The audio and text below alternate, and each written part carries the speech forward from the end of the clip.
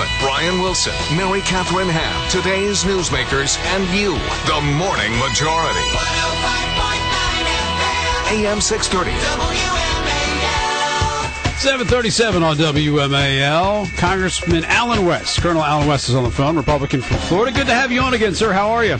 I'm doing very well, Brian, and hopefully you had a very Merry Christmas and Happy New Year to you, Brian, Part 2, and Mary Catherine. Yeah, it was a great one. We did, and hope the same for you as well. So the president announced yesterday, we talked about this before, we knew this was coming. It's $450 billion worth of cuts, maybe another $500 billion down the road in the next couple of years, reducing the Army to the size of like 490,000, only going to have the capability of fighting one war. What do you think this does to the ability for America to fight wars and defend the country? Well, it completely decimates the ability of the United States military to be able to support and defend this country and to fight and win this nation's wars. And I think that the president is totally misguided and showed a level of incompetence that is absolutely unconscionable for him to think that the enemy does not have a vote. Look, the best way that you develop a national security strategy is that you look at our geographical areas of responsibility. That means Southcom, PACOM, CENTCOM, AFRICOM, EUCOM, and you have a threat assessment that is done that takes you out for like the next 10, 20, maybe 25 years. And based upon that threat assessment, then you develop the requirements, the capability, and the capacity that the military has to have to three things: to engage, to deter, and to then be able to strike. And you need to be able to develop your strategic imperatives. When I look at this 21st century battlefield, there are four different ones. You have to be able to deny the enemy sanctuary. You have to be able to cut off and interdict his flow of men, material, and resource support.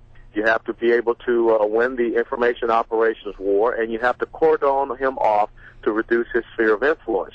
Now, when you give that type of guidance and you say things such as, I don't want to have any of our combat warriors in a theater of operations more than 6 to 8 months. I don't want us to decimate our fighting forces. I want to look at how we can have reductions in our higher headquarters to make the Department of Defense more effective and more efficient. That's how you develop a national security strategy, and then the military can develop their national military strategy. But for us to believe that we just say, here's going to be X amount of dollars, and this is what we're not going to do, and this is where we're just going to take risk, there are people all over the world who are enemies of the United States of America that are cheering right now. All right, so that was such an impressive answer. I even hate to almost do this, but let me play devil's advocate for a moment. Okay. Look, we need to take troops out of Europe. We need to refocus them on Asia. Hold on. That you should do, but this is how you articulate it.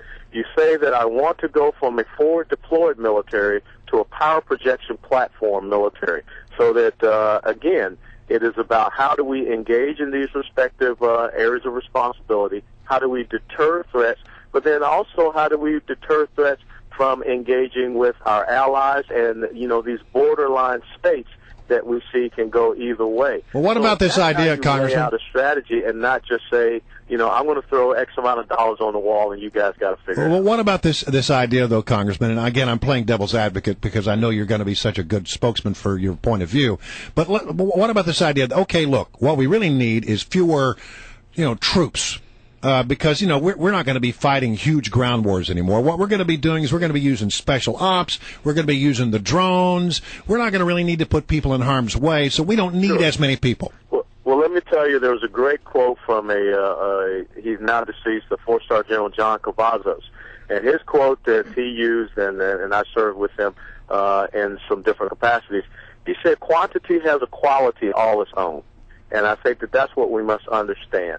And when you look at battlefield calculus, you want to have a 3-to-1 advantage over the adversary that you go against in order to be able to have a successful campaign or operation against him.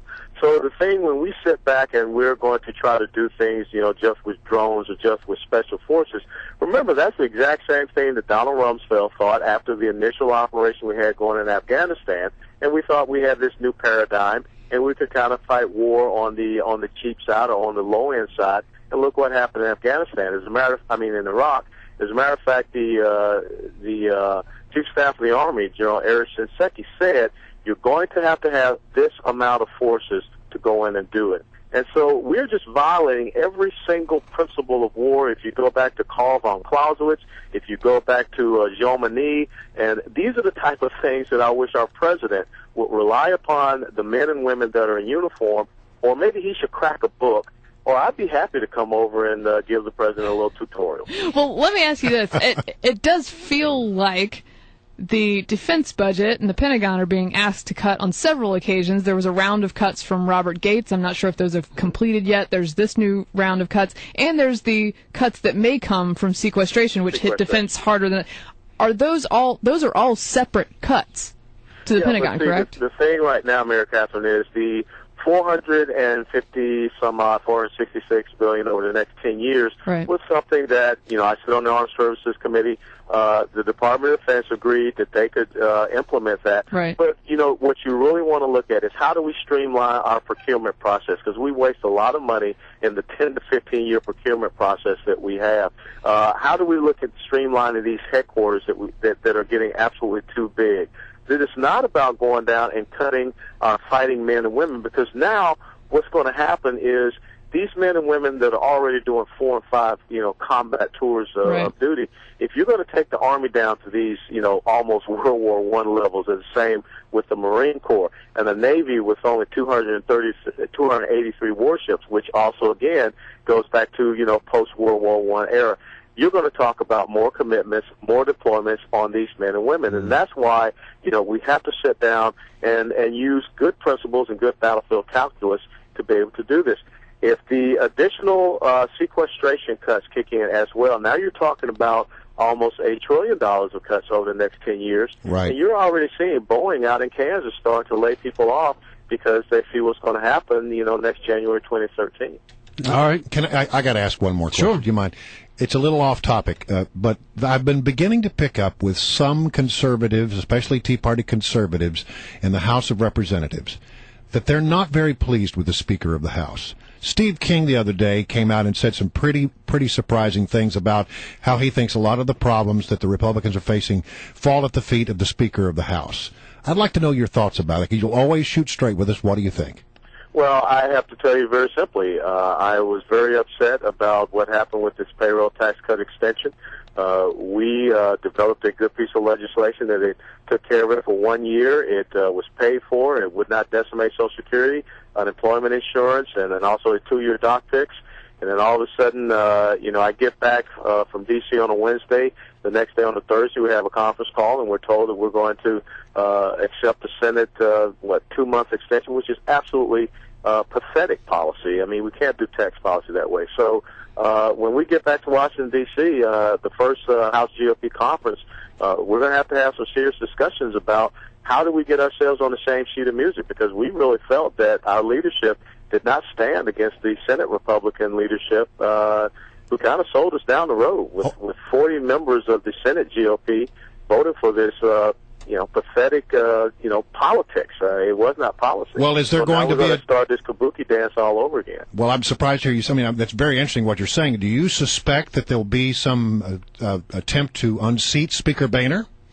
Well, I'm not going to speculate about that. I think that right now the most important thing that we need to focus on is how do we rectify this economic situation and now a national security situation. Let me tell you what my concern is when we talk, going back to this national security thing very briefly. Mahmoud Ahmadinejad is going to be traveling through Latin America on a big Latin American tour this coming week, through Venezuela, up through Central America.